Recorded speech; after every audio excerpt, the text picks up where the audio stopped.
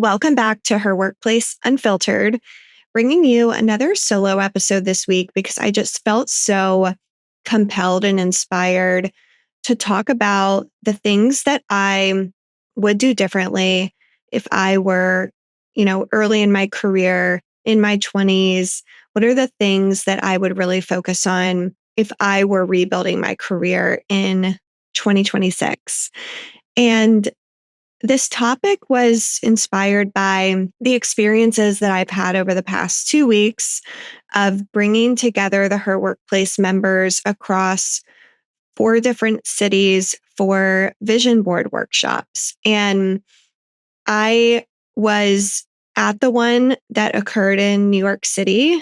And it was just such an incredible experience to bring our members together to talk about the things that they're really focusing on this year. And just to hear the goals and the stories and the experiences and all of the things that our members are really excited about for 2026, it just inspired me to want to do this episode and to just spend this time with you talking about some of the trends that I'm seeing amongst women who are growing and leading and advancing in their own careers. And then again, to talk about the things that I would really focus on if I were in their shoes. So, if I were starting my own career again today, so let's go back to honestly 2016, which a lot of people have been talking about recently, of 2026 kind of feels like 2016. So, where I was living in DC, I was working in corporate, I was in my mid to late 20s, and I was growing and advancing in my own career. And it was that year that I actually decided to move to New York. And it really just came from this need of wanting more. And what was so interesting is I was working for a Fortune 500 company, and I'd been in DC for a few years and I loved living in DC, but I just wanted to make a change. I was kind of ready to move somewhere else or try a new experience. And I went to the leadership within my firm and expressed this need of wanting to try a new city. And I had 2 offers on the table. So I had one offer to transfer with my company down to Charlotte, North Carolina, and to help kind of build a new team there. And then I had another offer to move to New York City and to stay with my firm and to just be part of this other growing team and opportunity. And I was so torn about what to do because, I'm from Atlanta. Moving down to Charlotte would be, an opportunity to be closer to my friends and to my family and to move back down to the South where I had grown up, basically. And then New York was the complete opposite of moving to a big city that was unknown, something that I had always dreamed of doing. I always wanted to live in New York City. But I just was at a crossroads because both were completely different opportunities and experiences, and they were both going to lead me down different paths. So after spending weeks of trying to make this decision, at one point I was leaning towards Charlotte, and I just had this really bad gut feeling about it. Like, as I was inching closer to making that decision, I just felt so negative. Like in my body, I just felt so anxious and wasn't quite sure. And that was really my sign to not move there and to take the leap and to move to New York. So I finally made that decision. And moving to New York, it changed my entire career. It changed my whole life. I went through challenging times. I went through experiencing so many new opportunities. And that move to New York led to me growing in my career, experiencing new things. Like I got to travel a lot. I got to meet new people. I made so many new friends from different backgrounds and cultures and experiences. I ended up going to business school. So I did a program that was a global program through Columbia Business School, which I would have never had that opportunity or thought of that opportunity if I had maybe stayed in DC or moved to North Carolina. And so it propelled me there. I just ended up overall experiencing so much, both personally and professionally. So when I look back to that time of 2016, 10 years ago, that was really the turning point for me. So, kind of going back to, okay, if I were to start my career again today in this job market, in the economy that we're in, with AI kind of changing everything, paths have become a little bit less predictable. I would do a lot of things differently. And this isn't because I had failures early on or experienced negative things in my career. That's not where this is coming from. It's more of I've learned the hard way of what are the things that actually move your career forward? What are the things that move the needle? And to go back to last week's episode, I talked a lot about owning your next chapter, the things I'm doing to continue to grow and evolve, get more visible, be more aligned in everything that I'm doing personally and professional. And this episode is kind of more about, okay, what are the practicalities of that? I want to walk you through the things that I would prioritize again if I was early on in my career. And this is all coming from my own real experiences, the things that I have seen that work for both myself, for the members of her workplace, for women that I talk to on a daily basis who are navigating today's environment. So if you're early in your career, mid-career, pivoting, feeling stuck, or just unsure about what your next step looks like, this episode is for you. And can't wait to kind of dig into the different areas and sections that I want to talk about today. Okay, so before we dive in, I actually want to share the trends that I experienced and noticed when her workplace did these vision board workshops over the past few weeks. We did these workshops in person in New York, San Francisco, LA, and Boston.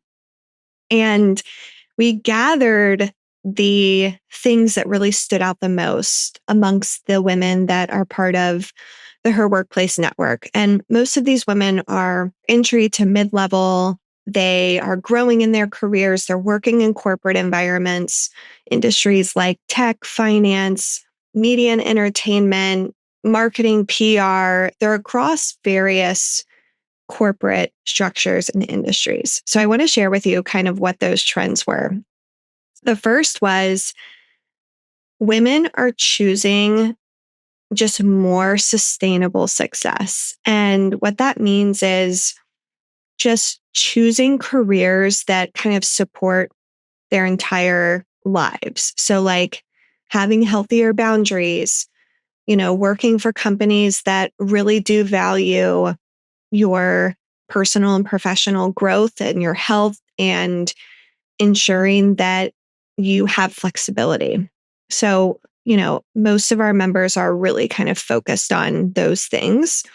Another trend that we saw is so many boards kind of included skill building, getting promoted, speaking opportunities, building visibility, overall, just building stronger personal brands and professional brands and being recognized and visible, both inside and outside of their industries and their workplaces. So there were a lot of kind of goals that were centered around those opportunities.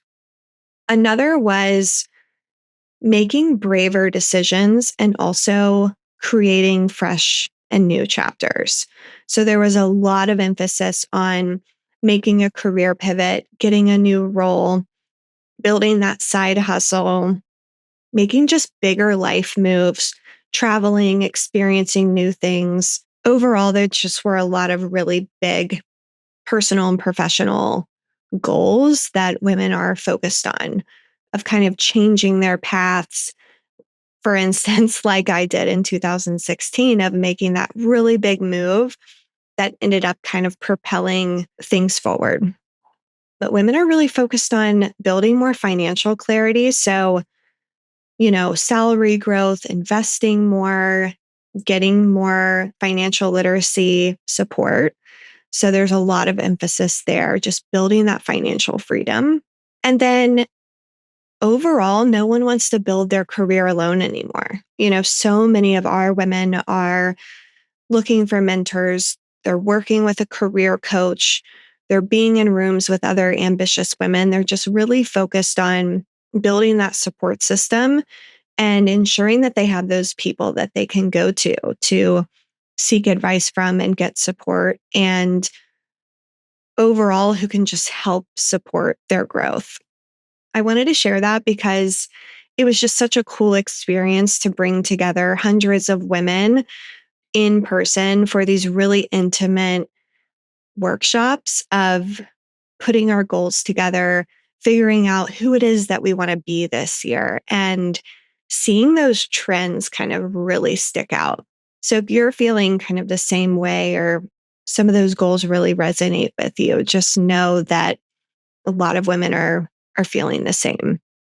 Okay, so going back to the things that I would really focus on if I was kind of rebuilding my own career today. So in that entry to mid-level role, growing in a corporate environment, what are the things that I would really prioritize? First is not focusing so much on the title and focusing more on just building leverage and visibility in general. I remember when I was in my mid 20s, I was like trying so hard to get to that vice president role. And I cared so much about what title I had because, you just get that pressure inside of your organization of like, if I have a certain title, this means a certain thing. But I think one thing that I've learned is titles don't necessarily protect you. It's not about the title, it's more about what leverage do you have?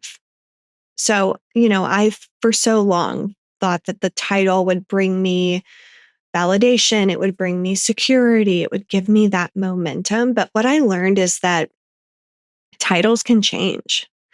Companies go through restructures, teams shift, there's roles that disappear. We're kind of seeing that with the implementation of AI.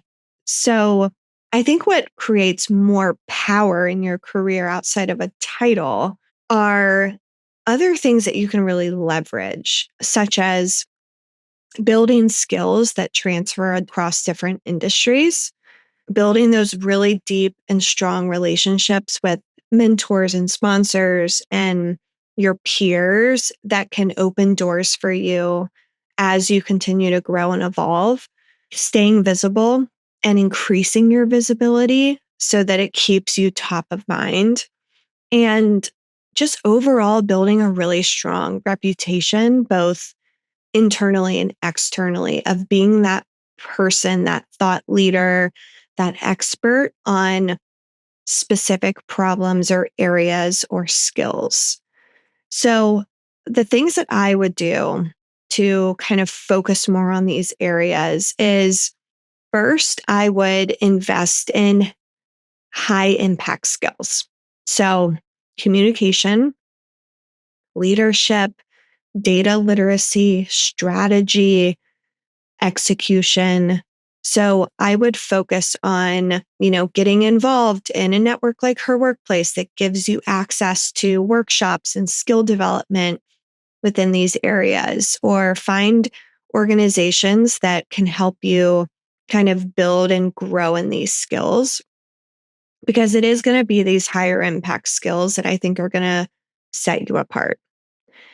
I would focus on documenting all wins. So make sure you have a folder in your inbox that is for those wins of yours that you've had. I would maybe create another folder of like where you're documenting the things that you've done, the things that people have said, or what have been those outcomes of projects that you've been on? What are the metrics of that? Like, I remember when I was working in corporate, like I had an email folder of whenever a client was like, wow, Marilynn, you did a great job. I actually once had a client that emailed our president and said, you need to promote Marilynn. She's amazing. Like, I saved that email. And it's also just a place that you can go to if maybe you're feeling down one day or you've had a negative experience. You can go back to that folder and pull up those wins that you've had. I would also learn how to articulate my value more, not just assume that people are going to see it. This is so important when it comes to building visibility. It's all about how are you communicating the impact that you've had.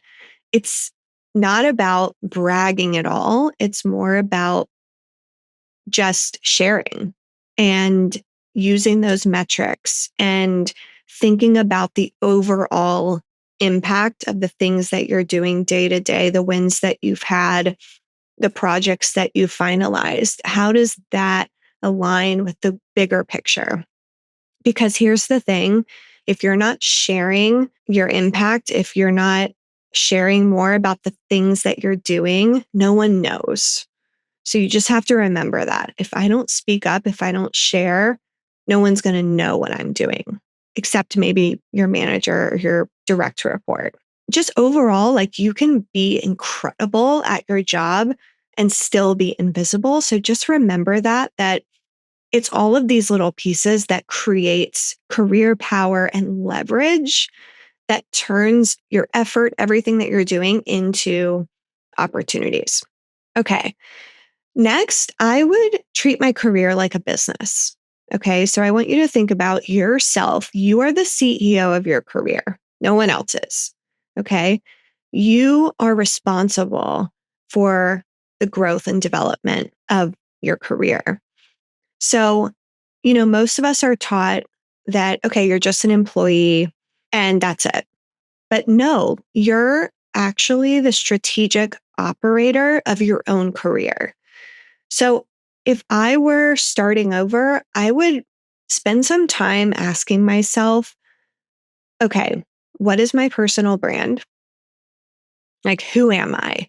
What are those, again, skills? What's my thought leadership? What are the things that help me to stand out amongst the crowd? What do I want to be known for? So think more about that. Do you want to be the go-to person that knows this, this, and this? So how, again, can you create leverage for yourself and stand out amongst your peers, amongst other leaders? I would think about who knows about the work that I do. Again, maybe it's your direct report. Okay, who else can I share with? Who else within the ecosystem needs to know about the work that I do? And then who are the people that advocate for me when I'm not in the room? This is really important of building those mentor and those sponsor relationships. You have to have those people that are speaking about you when you're not always there. So I would almost create a diagram of, okay, I need to build a relationship with this person in this department. I need to build a relationship with this leader so that you have your bases covered of all of the rooms that are happening outside of the ones that you're in. Who are those people that are advocating for you? So a few ways to kind of do all of these things. I would focus on building in these three areas. The first is a professional presence. So this is showing up on LinkedIn. It's sharing ideas, articles, thought leadership, not just LinkedIn, but social media. What are some other platforms that you can start building your professional brand? Second to that is speaking up in meetings. One thing I used to do is I made it a goal for myself. In every meeting I was in, I was like, I'm going to say one thing, whether it's a question, a thought, a comment. Questions are great because it just shows that you're curious and you can prepare ahead of time. So speak up once in every meeting that you're in, at least once. Second, I would create a relationship map. So pull out a sheet of paper and map out, okay, who are my peers? Who are the people that are connecting me to new people? Who are my mentors? Who are my sponsors? Where are the gaps?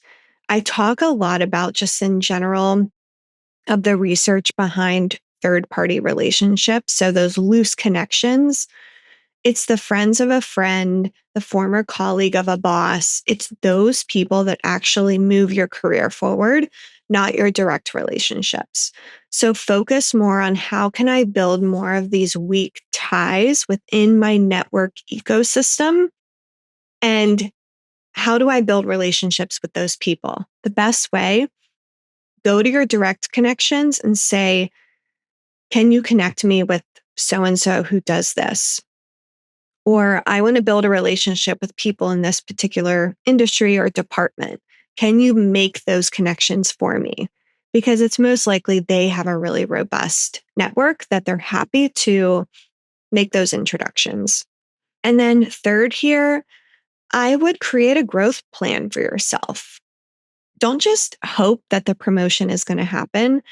When you're going into those review conversations with your boss, your direct report, just remember that the decision has already been made as to whether you're going to be promoted or not. Budgets have already been finalized.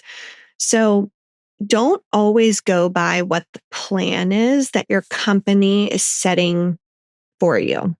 So if they say, Marilynn, every associate gets promoted every year, that's the plan that they've put into place, but that's not your plan. So I want you to map out, okay, what's my own growth plan? I need to get promoted in 6 months because I have financial goals I need to hit, or I'm trying to go down this path. So get ahead of those review conversations of coming up with your own plan and being proactive in asking. The thing is, when it comes to building your career, you have to build it intentionally. And to be honest, this is exactly why Her Workplace exists, because we're helping women build those infrastructures around their growth so that they're not just waiting to grow, because no one's going to build and grow your career for you. Another thing that I would really focus on is investing in proximity to opportunity. So what does that mean? The thing is, your environment shapes your outcomes. So one of the biggest shifts I've personally made as a founder, and something that I wish I did earlier in my career, was being more intentional about the rooms that I was in. So if I were rebuilding my own career, I would prioritize communities, networking events, leadership opportunities. Can you get on a junior board with a nonprofit to help you meet new people?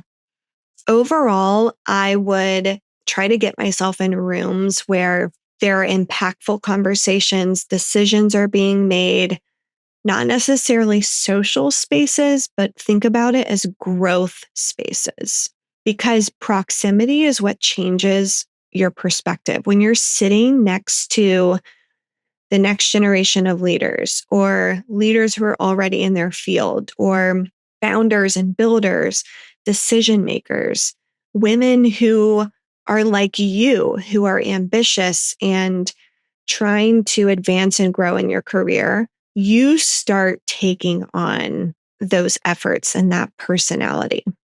You need to be in rooms with people that help you see what is possible. And this is a big reason why I went to business school. And I'm not saying that you have to go to business school to do this, but the thing that's great about business school is that it puts you in those rooms. So to be honest, I was so siloed in my own career for so long. Like, I thought commercial real estate was the only industry for me. I had blinders on almost. Like, I had no knowledge of all of the other things I could do with my skill set until I went to business school. And then all of a sudden, I was surrounded by all of these people who were in different industries and had different experiences. And they helped me see what was possible. the thing is, you can't grow in your career alone. It's so important to be surrounded by those people that are the ones that are saying, no, Marilynn, you don't have to do this. You could do this, or you have the skills to get there, or this could be a real career opportunity for you. You need to be surrounded by those people that show you what is possible. And quite frankly, it wasn't until I had that experience of being surrounded by all of those different people that helped me see, oh, wow, like I'm not in the right industry. Like I can do so much more and I can make so much more of a bigger impact. I can be in a career that aligns so well with my values. And that's what helped me build the confidence and get the clarity to make that jump and pivot into entrepreneurship. So again, this isn't just for the people that are looking to pivot in their careers. Like it could be for you listening who's building a career in finance and you love finance and you want to keep doing that. But are you in rooms with people who can open doors for you and help you see the bigger picture? So that's really important. You rise in proximity to opportunity. Another thing I would do is stop waiting to feel ready. I've kind of talked about this throughout this episode of confidence comes after the action, not necessarily before. So I just see so many women who kind of delay their growth because they're just waiting. And I used to do this too of like, I need to get more qualified. I need to build these skills. I need to get more confident. I need to be quote unquote ready. But here's what I've learned is that most of the people that maybe you look up to or you admire didn't necessarily feel ready. They just moved forward. Maybe they were afraid and they just moved forward. They learned as they were going and they just figured it out along the way. And that's one thing that I would go back to my past self and say, just keep moving forward, even if you're afraid, because you're going to come out on the other side and you're going to grow faster. There were so many moments in my career where I was just sitting around kind of just waiting instead of moving. So a few ways to do this: raise your hand more, apply for things earlier, apply for the things that you may not feel qualified for, speak up sooner.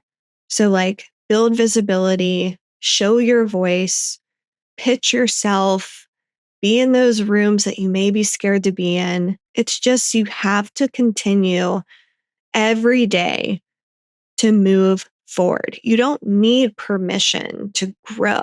You just need courage and you just need to start. So think on a daily basis, how can I keep moving forward and growing and learning and failing and winning? Because once you build up that momentum, things just start to feel a lot easier. Okay, a few more things to mention here of the things that I would do differently. I would build stronger support systems instead of trying to do everything alone. When you're trying to grow by yourself, it does feel kind of slower and heavier. And I think one of the biggest myths in kind of the career culture is that you're supposed to figure out everything alone. But I would get mentors earlier. I would join communities and networks sooner. I would ask for feedback more. I would invest in coaching and development support when it was possible. Just build up that really strong support system. So you have those people that you can go to seek advice from and get support from. That is so important because growth does accelerate when you're supported. And that's something that I constantly see at her workplace is women grow and kind of thrive faster when they're not isolated. And so you deserve support at every stage. Like even if you just graduated college and it's your first job, start building those relationships. Again, write it down, have your map of people. What does my support system look like? Where are the gaps? What are the things that I need to fill in here? Going back to kind of what I talked about in the last episode, The things that I'm personally doing differently this year are a few things. I'm prioritizing visibility. So I'm trying to get on more podcasts, post on social more, share my insights more, just overall trying to get my personal and professional brand to another level.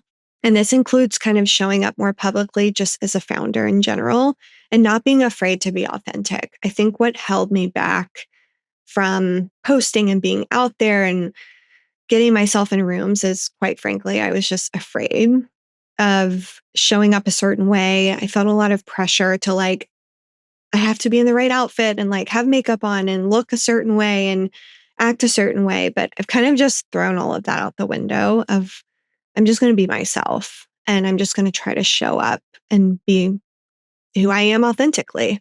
Speaking more openly just about my own journey, which I'm really trying to do more here on this podcast. I want to do more solo episodes. I want to kind of share the things that I'm going through because I too am still growing and evolving in my own career. I don't have it all figured out. Every day is a new challenge. I'm learning along the way. And I'm really just choosing that growth even when it's uncomfortable. So putting myself in situations that may feel scary.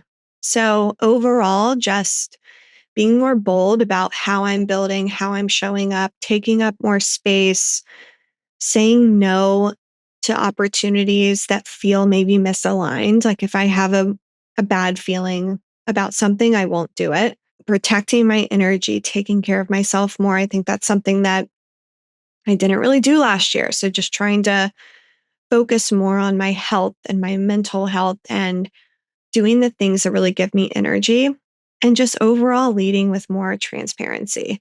So, to give you a summary of everything that we talked about today, if I were rebuilding my career today, I wouldn't wait for permission. I wouldn't wait until I was ready. I would build leverage.